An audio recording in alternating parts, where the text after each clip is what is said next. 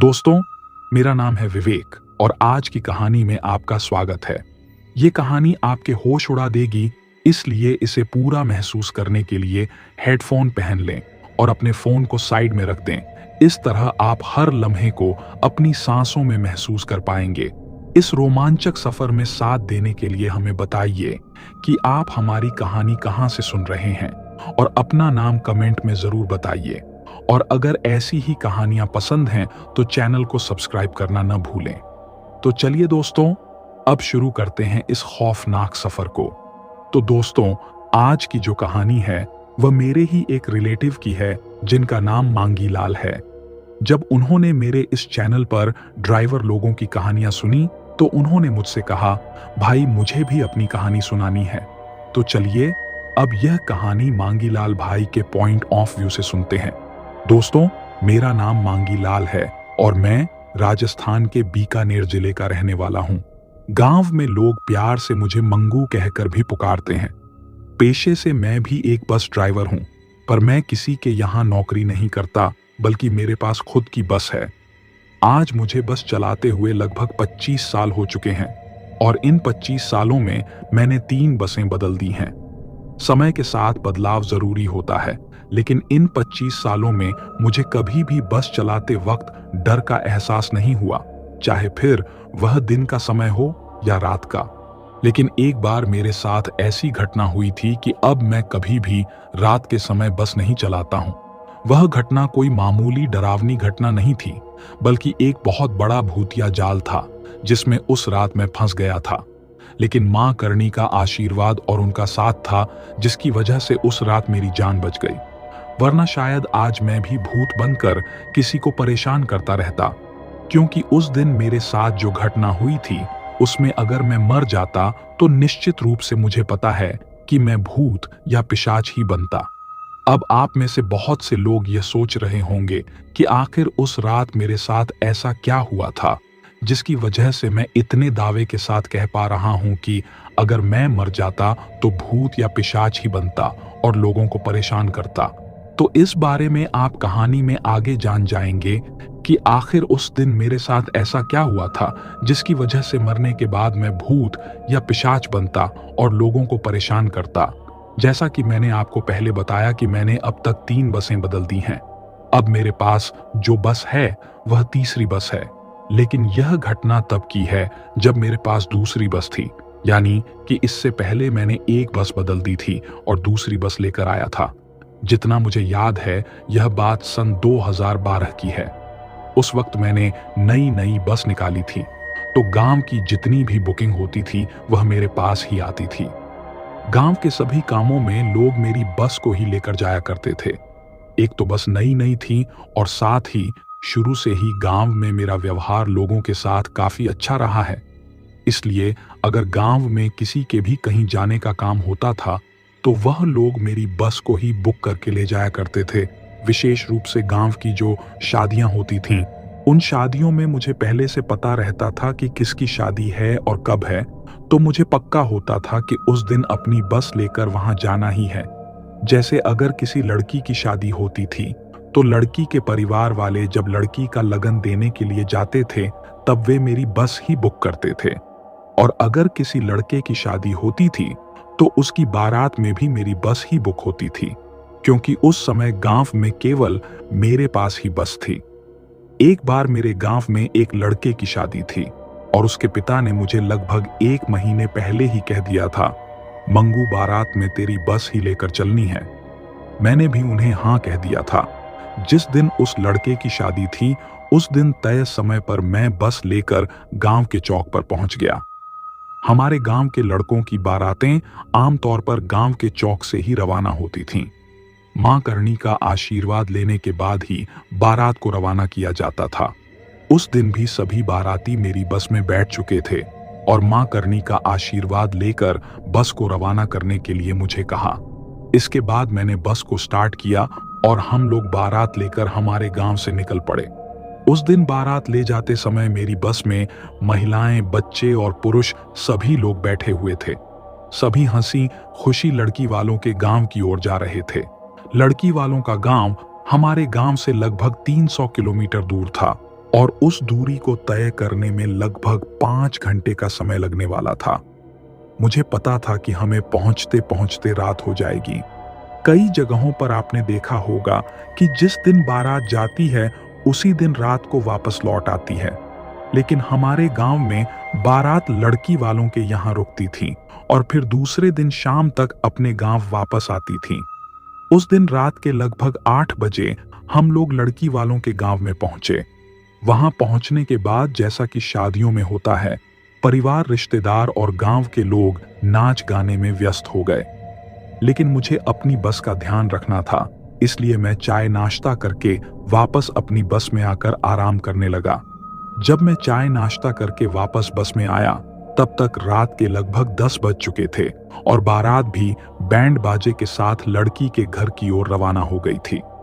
बारात को वहां से गए काफी समय हो चुका था, इसलिए मैंने सोचा कि क्यों न बस को थोड़ा आगे लड़की वालों के घर के करीब ले जाकर खड़ा कर दूं। ऐसा सोचकर मैंने बस को स्टार्ट किया और धीरे धीरे आगे बढ़ने लगा। मैं बस को धीरे धीरे लेकर जा रहा था, लेकिन तब तक बारात बैंड बाजे के साथ काफी आगे जा चुकी थी। अब मुझे वह दिखाई भी नहीं दे रही थी और न ही मुझे लड़की के घर का कुछ पता था।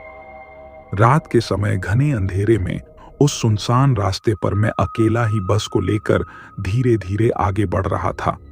तभी मुझे सड़क के किनारे एक आदमी खड़ा हुआ दिखाई देता है।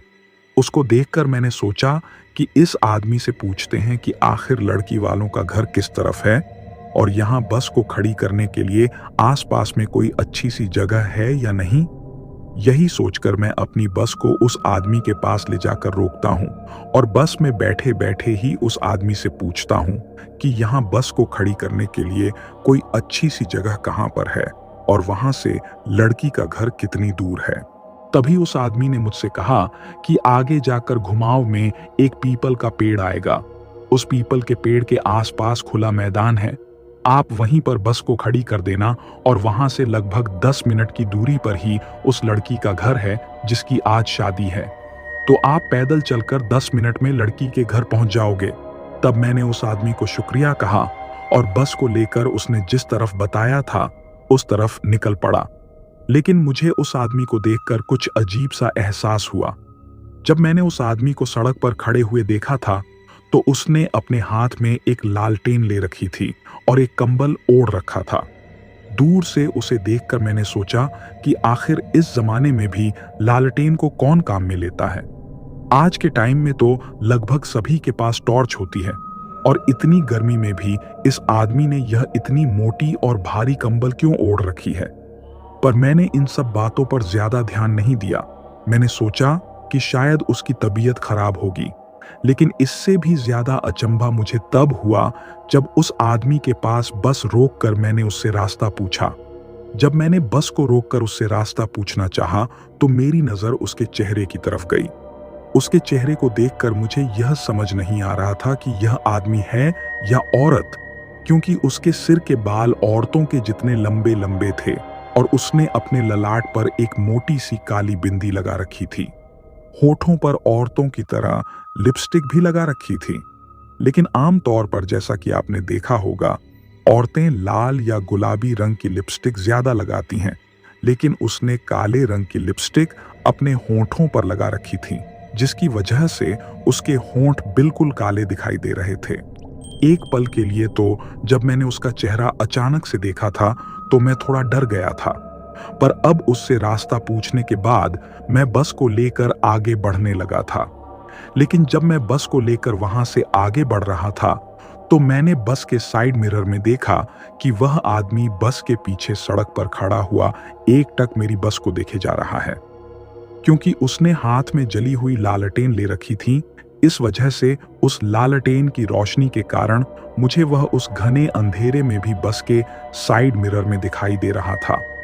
लेकिन अभी तक भी मेरे दिमाग में ऐसा कुछ नहीं था कि आज मेरे साथ कुछ गलत हो सकता है। मुझे सब कुछ नॉर्मल लग रहा था। अब जैसा कि उसने मुझे बताया था, ठीक वैसे ही आगे जाने के बाद रास्ते पर एक घुमाव आता है और वहीं पर एक पीपल का पेड़ मुझे दिखाई देता है। उसके नीचे कुछ साफ सी जगह भी दिखाई देती है।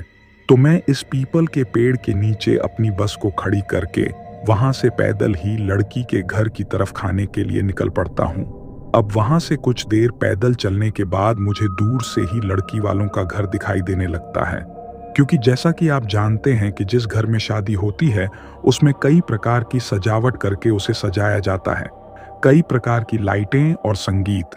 मुझे वहां पर जिस लड़के की शादी थी उसके पिता दिखाई देते हैं। वह मुझे कहते हैं, अरे मंगू, कहाँ था तू? क्या तूने खाना खा लिया?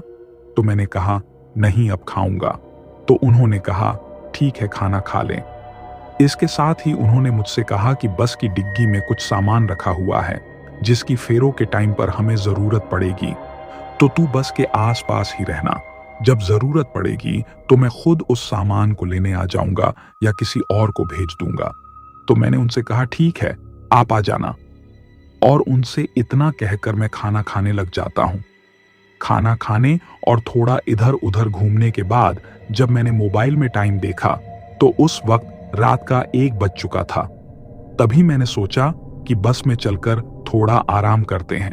फिर लड़के के पिता ने भी मुझसे कहा था कि बस की डिग्गी में कोई सामान रखा हुआ है और मुझे बस के आसपास ही रहना है। इसीलिए मैं वहां से अकेला ही बस की तरफ चल पड़ता हूं। अब उस सुनसान रास्ते पर मैं अपनी बस की तरफ जा ही रहा था कि तभी मुझे दूर से दिखाई देता है कि कोई मेरी बस के पास खड़ा है, लेकिन शायद वह जो कोई भी था उसने दूर से ही मुझे आता हुआ देख लिया था और इसीलिए वह वहां से गायब हो गया। जब मैं बस के पास पहुंचा तो मैंने बस के चारों तरफ चक्कर लगाकर देखा, पर मुझे वहां कोई दिखाई नहीं दिया। अब मैं उस चीज को नजरअंदाज करके बस में चढ़ने की कोशिश करता हूं। अभी मैं बस में चढ़ने ही वाला था कि तभी मुझे कुछ दिखाई देता है। जब मैंने गौर से देखा तो मुझे बस के चारों तरफ एक लाल रंग का धागा बंधा हुआ दिखा। फिर मैंने बस के चारों तरफ एक बार फिर से चक्कर लगाया तो वह धागा पूरी बस के चारों तरफ बंधा हुआ था। यह देखकर मैंने सोचा कि आखिर यह लाल धागा किसी ने बस के चारों तरफ क्यों बांधा होगा, क्योंकि जब मैं वहां से गया था तब तो वह धागा बस के चारों तरफ नहीं था। फिर मैंने सोचा कि शायद किसी बच्चे ने शैतानी की होगी, लेकिन उस वक्त मैं एक बहुत बड़ी गलती कर देता हूं कि उस धागे को तोड़कर फेंकने की बजाय मैं बस में चढ़कर आराम करने लगता हूं। अभी मैं बस में आराम कर ही रहा था कि तभी मुझे ऐसा एहसास होता है कि जैसे बस की छत पर कोई चल रहा है। उसके चलने के कदमों की आवाज मुझे स्पष्ट रूप से सुनाई दे रही थी। तभी मैंने सोचा कि मैंने इस पीपल के पेड़ के नीचे बस खड़ी कर रखी है, तो शायद कोई बंदर वगैरह होंगे जो बस की छत पर उछल कूद कर रहे होंगे। लेकिन थोड़ी ही देर में मेरा यह शक गलत साबित हो जाता है, क्योंकि जब मैंने गौर से उस आवाज को सुना तो मुझे यकीन हो गया कि यह कोई बंदर के उछल कूद करने की आवाज नहीं है, बल्कि यह किसी इंसान के कदमों की आवाज है। तभी मैंने बस में बैठे बैठे ही खिड़की से अपना सिर बाहर निकालकर आवाज लगाई कि कौन है बस के ऊपर, लेकिन मुझे जवाब में कोई आवाज सुनाई नहीं देती है। लेकिन जैसे ही मैंने आवाज लगाई तो वह आवाज आना बंद हो जाती है। उस आवाज के बंद होते ही मैं भी थोड़ी देर के लिए शांत बैठ जाता हूं, लेकिन थोड़ी ही देर बाद फिर से वही आवाज आने लगती है। इस बार मैंने जैसे ही खिड़की से आवाज लगाने के लिए अपना सिर बाहर निकाला तो मुझे बस के बगल में एक परछाई दिखाई देती है। वह परछाई उसी इंसान की थी जो बस के ऊपर खड़ा था। उस परछाई को देखकर मुझे यकीन हो गया था कि बस के ऊपर कोई ना कोई तो है। इसीलिए उसके बाद मैं बस से नीचे उतरता हूं और बस के पीछे जाकर सीढ़ियों से बस के ऊपर चढ़ने लगता हूं। बस के ऊपर चढ़ते ही मैंने जो देखा उसे देखकर मेरी तो हालत ही खराब हो जाती है। जब मैं बस के ऊपर चढ़ा तो मैंने देखा कि बस के ऊपर वही आदमी खड़ा था जिसने थोड़ी देर पहले मुझे यहां आने का रास्ता बताया था। ये वही आदमी था जिसके बारे में मैंने आपसे जिक्र किया था, वही काली बिंदी और काले होठों वाला। बस के ऊपर चढ़कर मैंने उससे कहा, तुम मेरी बस के ऊपर क्या कर रहे हो?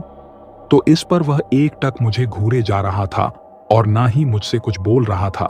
तभी मैं उससे कहता हूं, चलो उतरो मेरी बस से नीचे। मेरे इतना कहने पर वह आदमी कहता है, ठीक है, और इतना कहकर वह आदमी जोर जोर से हंसने लगता है। इसके बाद एक पल के लिए तो मैं सोचने लगता हूं कि यह आदमी शायद दिमाग से थोड़ा पागल है, लेकिन मुझे क्या पता था कि वह पागल नहीं बल्कि लोगों को पागल करने वाला है।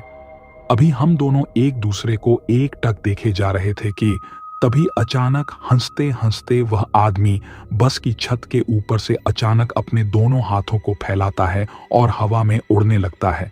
यह देखकर तो मेरी तो हवाइयां ही उड़ गई थीं।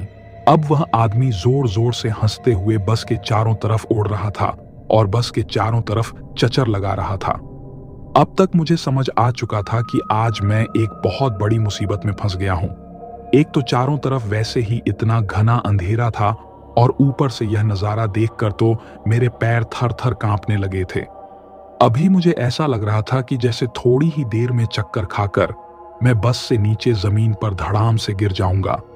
लेकिन तभी वह उड़ता हुआ आदमी अचानक से मेरे ऊपर आता है और उसने जो कंबल ओढ़ रखा था उसे फैलाकर मेरे ऊपर बैठ जाता है। अभी मैं खड़ा हुआ था और वह मेरे कंधों पर किसी बच्चे की तरह बैठा हुआ था। इसके बाद उसने जोर से मेरी गर्दन को ऊपर की तरफ खींचा। मुझे ऐसा लग रहा था कि जैसे वह मेरी गर्दन को उखाड़कर मुझे मारना चाहता हो। मैं उससे यह कहना चाह रहा था कि मुझे छोड़ दो, मेरी जान बख्श दो, लेकिन उस टाइम मेरे हलक से आवाज तक नहीं निकल रही थी। तभी मुझे अचानक ऐसा लगा कि जैसे मेरे शरीर के अंदर की सारी ऊर्जा खत्म हो गई हो। मेरे अंदर अब खड़े रहने की बिल्कुल भी हिम्मत नहीं बची थी और मैं अचानक से बस की छत के ऊपर गिर जाता हूं। मैं तो बस की छत पर गिर जाता हूं, लेकिन वह आदमी वैसे की वैसे ही हवा में बैठा रहता है। मेरे नीचे गिरते ही अचानक से वह मेरी छाती पर आकर बैठ जाता है और इसके बाद वह बहुत जोर से मेरा गला दबाने लगता है। अब जैसे ही वह मेरा गला दबाता है तो मेरे मुंह से पता नहीं अचानक कैसे, लेकिन एक जोर की चीख निकल जाती है। अब मुझे ऐसा लग रहा था कि जैसे थोड़ी ही देर में मेरी सांस रुक जाएगी और यह आदमी मुझे मार देगा। जब वह मेरी छाती पर बैठकर मेरा गला दबा रहा था तो मैं आंख फाड़कर उसके चेहरे की तरफ देख रहा था और अपने दोनों हाथों से अपने गले को छुड़ाने की कोशिश कर रहा था। अपने गले को उसके चंगुल से छुड़ाते हुए जब मैंने उसकी तरफ देखा तो उसके मुंह से अचानक साइड के 2 दांत लंबे होकर बाहर निकलने लगते हैं। उसके मुंह के अंदर से अचानक खून की लार गिरने लगती है और उसकी आंखें पूरी तरीके से सफेद हो जाती हैं। उस वक्त उसका वह चेहरा मुझे इतना ज्यादा डरावना लग रहा था कि मुझे लगा कि गले के दबने से तो पता नहीं मेरी मौत होगी या नहीं होगी। लेकिन अगर मैंने ज्यादा देर तक इसके चेहरे को देखा तो डर के मारे मुझे हार्ट अटैक आ जाएगा और मैं वैसे ही मर जाऊंगा। तभी मैंने अचानक से अपनी आंखें बंद कर लीं और एक बार फिर से अपना पूरा जोर लगाकर उसके हाथों से अपने गले को छुड़ाना चाहा। अब मैं मन ही मन मां करणी को याद कर रहा था कि हे माता, किसी भी तरह आज मेरे प्राण इस राक्षस से बचा लो, क्योंकि अब तक मुझे समझ आ चुका था कि यह कोई आम इंसान नहीं है बल्कि कोई भूत पिशाच या कोई बहुत ही बुरी और गंदी आत्मा है जिसके चंगुल में आज मैं फंस गया हूं और आज यह मेरी जान लेकर रहेगी। तभी अचानक से पता नहीं कहां से मुझे मेरे कानों में किसी की आवाज सुनाई देती है। जब मैंने गौर से उस आवाज को सुना तो वह उसी लड़के के पिता की आवाज थी जिस लड़के की आज शादी थी, और ये वही आदमी था जिन्होंने थोड़ी देर पहले मुझसे कहा था कि बस की डिग्गी में कोई सामान रखा हुआ है और उसे लेने के लिए मैं आऊंगा या किसी और को भेज दूंगा। अब उनकी आवाज को सुनकर मैंने सोचा कि मेरे पास मेरी जान बचाने का सिर्फ यही मौका है, और अगर मैंने इस मौके को भी गंवा दिया तो आज मैं पक्का मर जाऊंगा। इसके बाद मैंने अपने एक हाथ से जोर जोर से उस बस की छत को पीटना शुरू किया ताकि इसकी आवाज उनके कानों तक पहुंचे और उन्हें पता चल सके कि मैं बस की छत के ऊपर हूं। लेकिन पता नहीं क्यों मेरे इतना जोर जोर से उस बस की छत को पीटने के बावजूद भी उन तक इसकी आवाज पहुंच नहीं रही थी और वह बार बार मेरा नाम लेकर वहां आवाज लगा रहे थे। तभी मैंने सच्चे मन से और पूरी श्रद्धा के साथ मां करनी को याद किया कि हे माता रानी, अब तुम ही मेरा आखिरी सहारा हो। अभी मैं उन्हें याद कर ही रहा था कि तभी अचानक पता नहीं कैसे पर जिस पीपल के पेड़ के नीचे मेरी वह बस खड़ी थी और जिसके नीचे बस की छत पर उस राक्षस ने मुझे पकड़ रखा था। उस पीपल के पेड़ की एक बहुत मोटी और बड़ी टहनी टूटकर उस राक्षस के ऊपर गिर जाती है। उस बड़ी सी टहनी के टूटते ही वह राक्षस उसके नीचे दब जाता है। लेकिन आश्चर्य की बात यह थी कि उस टहनी से मुझे कुछ भी नुकसान नहीं पहुंचता है और न ही मैं उसके नीचे दबता हूं। इसे मैंने माता रानी का आशीर्वाद ही समझा और मैंने तुरंत अपनी जान बचाने के लिए उस बस के ऊपर से नीचे छलांग लगा दी। जैसे ही मैं उस बस से छलांग लगाकर नीचे जमीन पर कूदा तो मुझे अपने शरीर में ऐसा महसूस हुआ कि जैसे पूरी की पूरी ऊर्जा मेरे शरीर के अंदर वापस आ गई हो। तभी उस लड़के के पिता मेरे सामने खड़े थे और मैंने उन्हें फटाफट वहां से निकलने के लिए कहा। मैं उनके साथ उनका हाथ पकड़े हुए वहां से बस लड़की के घर की तरफ दौड़ रहा था और वह बार बार मुझसे पूछ रहे थे, हुआ क्या है, मुझे यह तो बताओ। फिर जब हम लोग उस लड़की के घर के काफी करीब पहुंच गए और वहां पर काफी और लोग भी थे, तब वहां जाकर मैंने सारी बात उस लड़के के पिता को बताई जो शुरू से वहां पर मेरे साथ हुई थी। और थोड़ी ही देर में यह बात आग की तरह वहां सभी तक फैल गई। फिर उस गांव के कुछ बड़े बुजुर्ग लोगों ने हमें बताया कि आप एक बहुत बड़ी मुसीबत से बचकर आए हो, वरना आज आपकी जान बचाने वाला कोई नहीं था। तब मैंने उनसे कहा, जिसके सर पर मां करनी का आशीर्वाद हो और जिसके साथ मां करनी का साथ हो, उसका कोई कुछ भी नहीं बिगाड़ सकता। उन गांव वालों ने हमें बताया कि वह एक तांत्रिक था और यह उसी तांत्रिक की आत्मा थी जो आज से कुछ साल पहले मर चुका है। दरअसल उन्होंने हमें बताया कि आज से कुछ साल पहले इस गांव के बगल में जो पहाड़ी है, उसके ऊपर एक तांत्रिक रहता था। वह रोज गांव में भिक्षा लेने के लिए आता था। वह ऐसे ही रोज गांव में भिक्षा मांगकर खाता था। तभी एक दिन भिक्षा लेते वक्त अचानक उसकी नजर गांव की एक लड़की पर पड़ती है और उसे देखकर वह मोहित हो जाता है और उस लड़की को पाने के लिए वह अपनी तंत्र विद्या शुरू कर देता है। इसके बाद जब वह तांत्रिक उस लड़की के घर पर भिक्षा मांगने के लिए जाता है तो संयोग से एक दिन उस लड़की की तबीयत थोड़ी खराब होती है। यह बात उस लड़की की मां उस तांत्रिक को बताती है तो उस तांत्रिक को भी एक अच्छा मौका मिल जाता है उस लड़की को अपने वश में करने का, और उसने उसकी मां को एक धागा दिया और कहा कि इस धागे को लड़की के हाथ में बांध देना। उसके बाद धागा बांधने के बाद लड़की की तबीयत तो ठीक हो गई थी, लेकिन अब वह लड़की धीरे धीरे उस तांत्रिक की तरफ आकर्षित होने लगती है और तांत्रिक की तंत्र विद्या के कारण वह लड़की धीरे धीरे उस तांत्रिक की तरफ पूरे तरीके से आकर्षित हो जाती है, जिसके चलते थोड़े ही दिनों बाद वह तांत्रिक उस लड़की को हासिल करने में सफल हो जाता है। लेकिन एक दिन अचानक उस लड़की के हाथ से वह धागा टूट जाता है और उस धागे के टूटते ही उस तांत्रिक की तंत्र विद्या का सारा असर उस लड़की के ऊपर से हट जाता है और तंत्र विद्या के असर के हटते ही उस लड़की को समझ में आ जाता है कि उस तांत्रिक ने उसके साथ बहुत गलत किया है। इसके बाद उसने अपने आप पर मिट्टी का तेल छिड़क कर खुद को आग लगा ली। उसे आग में जलता हुआ देखकर गांव के लोगों ने और उसके घर वालों ने उसे बचाया, लेकिन तब तक वह काफी ज्यादा जल चुकी थी और मरते मरते वह उस तांत्रिक को श्राप देकर जाती है कि आने वाली अमावस्या तक वह तांत्रिक भी मर जाएगा। अब तांत्रिक को भी इन सब के बारे में पता चलता है, लेकिन उसे अपनी तंत्र विद्या पर बहुत भरोसा था। उसने सोचा कि मेरे साथ ऐसा कुछ नहीं हो सकता, क्योंकि मेरे पास तो बहुत महान शक्तियां और तंत्र विद्या है। मेरे ऊपर किसी के भी दिए हुए श्राप का कोई असर नहीं हो सकता। अब जैसा कि उस लड़की ने मरते वक्त श्राप दिया था, तो आने वाली अमावस्या तक सभी गांव वालों को इस बात का इंतजार रहता है कि आखिर अमावस्या के दिन क्या होता है। लेकिन अमावस्या के दिन भी कुछ नहीं होता। सभी लोगों को लगता है कि तांत्रिक के पास तंत्र विद्या और कोई शक्तियां हैं, उसे कुछ नहीं होगा, और सभी लोग निराश होकर सो जाते हैं। लेकिन जैसे ही दूसरे दिन यानी कि अमावस्या के अगले दिन उठते हैं और गांव के कुछ लोग बाहर निकलकर उस पीपल के पेड़ की तरफ जाते हैं, तो उन्हें उस पीपल के पेड़ के नीचे उस तांत्रिक की लाश फांसी पर लटकी हुई मिलती है। जिसे देखने के बाद पूरे गांव में भय का माहौल हो जाता है। अब यह वही तांत्रिक की दुष्ट आत्मा है जो मरने के बाद भी लोगों को परेशान करती है। और अगर इस गांव में किसी भी लड़की की बारात आती है तो वह आत्मा कुछ न कुछ ऐसा करती है जिसकी वजह से उस लड़की की शादी पूरी ही नहीं हो पाती। वह रूप बदलकर दूसरे गांव से आने वाले लोगों को भटकाती है। तभी उन गांव वालों ने हमसे कहा कि आज इस लड़की की शादी करवाने के लिए जो पंडित जी आए हुए हैं वह एक बहुत ही बुद्धिमान और शक्तिशाली पंडित हैं जिनके पास कई सिद्धियां हैं।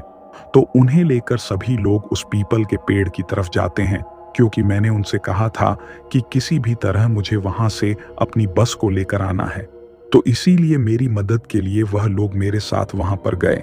लेकिन उन पंडित जी ने बस को देखते ही दूर से ही कह दिया था कि कोई भी इंसान बस को हाथ नहीं लगाएगा। अगर वह बस को हाथ लगाएगा तो वह अपनी जान से हाथ धो बैठेगा। क्योंकि जैसा कि मैंने आपको शुरू में बताया था, जब मैं उस बस में चढ़ने के लिए आया था तो मुझे उस बस के चारों तरफ एक लाल धागा बंधा हुआ दिखा था। उसे उस तांत्रिक की दुष्ट आत्मा ने ही बांधा था। फिर पंडित जी ने वहां पर अपने कई मंत्र वगैरह पढ़े और उन्होंने ही उस धागे को अपनी शक्तियों से खोला। इसके बाद कई लोगों ने बस के ऊपर चढ़कर देखा तो बस के ऊपर एक राख का ढेर पड़ा हुआ था, जैसे कि वहां पर कोई चीज जली हो। लेकिन आश्चर्य की बात यह थी कि उस वक्त जिस टहनी के टूटने की वजह से मेरी जान बची थी, अब वह टहनी बिल्कुल वैसे की वैसे ही उस पेड़ पर थी, यानी कि वह टूटी हुई नहीं थी। तब पंडित जी ने बताया कि यह तो माता करणी का ही चमत्कार था जिन्होंने तुम्हारी जान बचाई। और उस राख के बारे में पंडित जी ने कहा कि माता रानी ने शायद उस तांत्रिक की दुष्ट आत्मा का हमेशा हमेशा के लिए ही निपटारा कर दिया है। इसी वजह से तुम्हारी बस की छत के ऊपर यह राख पड़ी हुई है। तभी पंडित जी ने वहां पर गंगाजल और गोमूत्र मंगवाया और उस गंगाजल और गोमूत्र से उस बस के ऊपर जो राख पड़ी हुई थी उसे वहीं पर हटाया और उस पूरी बस की वहीं पर धुलाई करवाई। आपको जानकर हैरानी होगी कि यह सब रात के 3 बजे के वक्त उस घने अंधेरे में उस पीपल के पेड़ के नीचे हो रहा था। और सारी क्रिया विधि करने के बाद पंडित जी के साथ ही मैं उस बस को लेकर उस लड़की के घर पर आया। उसके बाद पंडित जी ने लड़की की शादी करवाई। गांव से वापस आते वक्त भी गांव वालों ने हमें उस रास्ते से वापस नहीं आने दिया, बल्कि उन्होंने गांव के दूसरे रास्ते से हमें रवाना किया। और उस दिन के बाद में तो कई दिनों तक मैं बीमार भी रहा था, पर मैंने बार बार मां करणी के धाम पर फेरी लगाई, जिसकी वजह से थोड़े ही दिनों में मेरी तबीयत ठीक हो गई थी।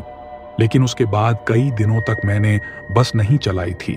और फिर किसी ने मुझसे कहा कि अब तुम इस बस को बेच दो तो तुम्हारे लिए ठीक रहेगा।